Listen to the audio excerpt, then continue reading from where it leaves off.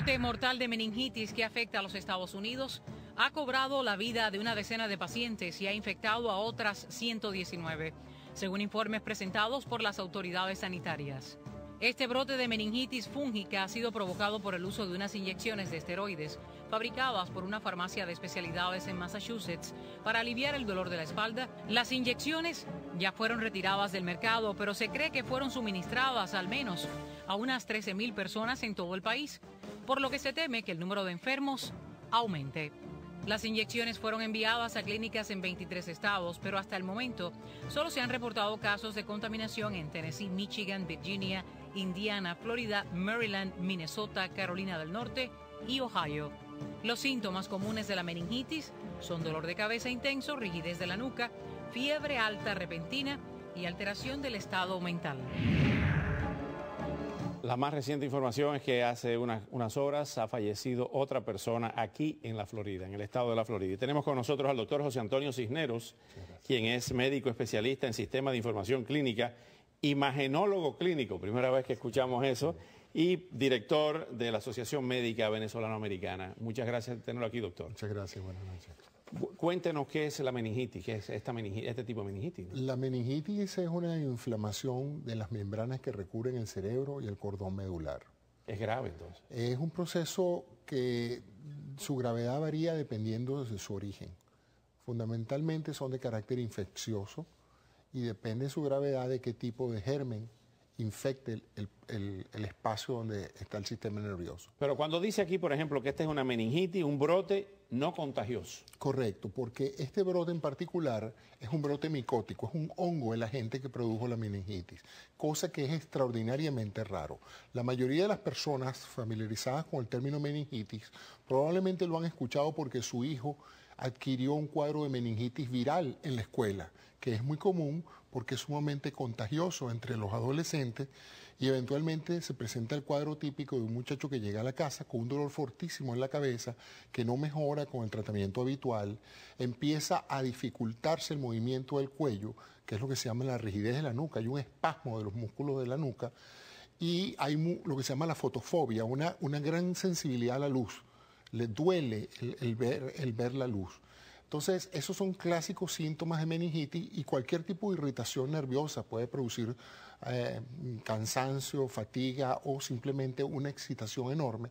Y el paciente es llevado al hospital con un cuadro en el cual se diagnostica la meningitis viral, que es la más común y la más leve. ¿Con qué se ataca eso? Básicamente se utilizan tratamientos antiinflamatorios. Muchas veces no es necesario, dependiendo de la gravedad del caso, el mismo sistema inmunológico de la persona combate el virus y el proceso cede. En otros casos, la meningitis es producida por una bacteria, usualmente el meningococo y otro tipo de bacterias que ya producen una infección bacteriana, una meningitis bacteriana. Es más severa y esa sí puede tener secuelas graves. ¿Qué pasó con esta?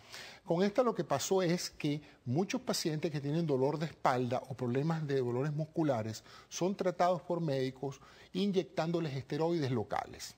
Al paciente se le hacen unas infiltraciones, unas mezclas de esteroides antiinflamatorios y anestésicos locales en el sitio donde duele la espalda. Cortisona, por ejemplo. Exacto, la cortisona es uno de ellos. En este caso es la prednisolona la que se usó.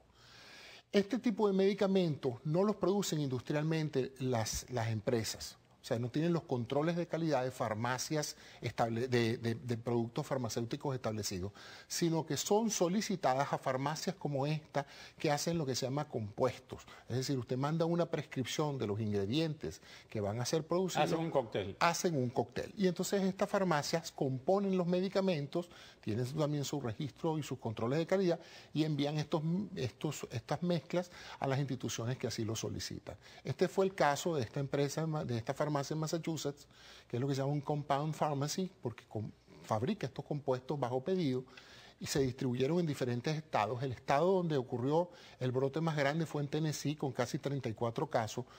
En el caso de la meningitis fúngica o micótica por hongos, pues, la meningitis tarda en incubarse porque el hongo tiene un crecimiento lento, no es el proceso agudo del muchacho que se contagia hoy lunes y el viernes tiene una meningitis, sino puede tardar meses. Estamos viendo que hay 11 muertos, con este de la Florida 12, 119 personas enfermas, 105 que se habían enfermado anteriormente. ¿Cómo se contrarresta esto? ¿Por qué se está muriendo tanto? Bueno, la mortalidad en el caso de la meningitis por hongo es de aproximadamente el 10%, o sea que se está comportando como típicamente se comporta. Un 10% del número de casos muere por complicaciones. Recordemos también que muchas de estas personas afectadas, infectadas y que mueren, son personas que tienen déficit de su sistema inmunológico, o sea que no tienen muchas respuestas propias. En el caso de la meningitis viral no se hace sino tratamiento sintomático.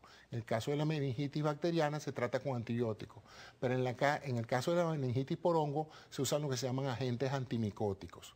Y esos tardan porque el hongo es extremadamente reacio a ser destruido fácilmente y genera complicaciones alternas. Doctor Cisneros, ¿cómo llegó ese hongo a esas inyecciones? Eso es falta de control de calidad. Evidentemente, en alguna parte del proceso, el diluyente que se utilizó para preparar las soluciones o los envases se contaminaron con esporas de hongos. Los hongos tienen la habilidad de que tienen dos estructuras de comportamiento. Y en una de ellas ellos se encapsulan y se forman en forma de esporas, así es como se producen. El problema de que ella se dice que es poco contagiosa, porque en este caso hubo que ser inyectada para que comprometiera el proceso meningio, porque de lo contrario, si eso se inhala o se come o se toca con las manos, no hubiese ingresado al sistema nervioso. ¿Cuál es el mensaje final para nuestros televidentes para que no entren en pánico y para que se cuiden de no adquirir esta meningitis? Exacto. Bueno, el primer caso, esto no es una epidemia de meningitis, esto es simplemente un brote de casos relacionados al uso de unas ampollas que ya fueron retiradas del mercado. La preocupación sería todos aquellos pacientes que hayan sido infiltrados por su médico en tratamientos de dolor con esteroides en los últimos meses, sería bueno que consultaran con su médico a ver si el medicamento que usaron en su caso pertenece a los lotes de esta farmacia. Doctor José Antonio Cisneros, muchas gracias. Muchas gracias. ¿Ha sido usted profesor universitario? Sí. Se nota. Muchas gracias por enseñarnos esta noche. Gracias. Muchas gracias. Y al volver, los 3 de La Habana realizan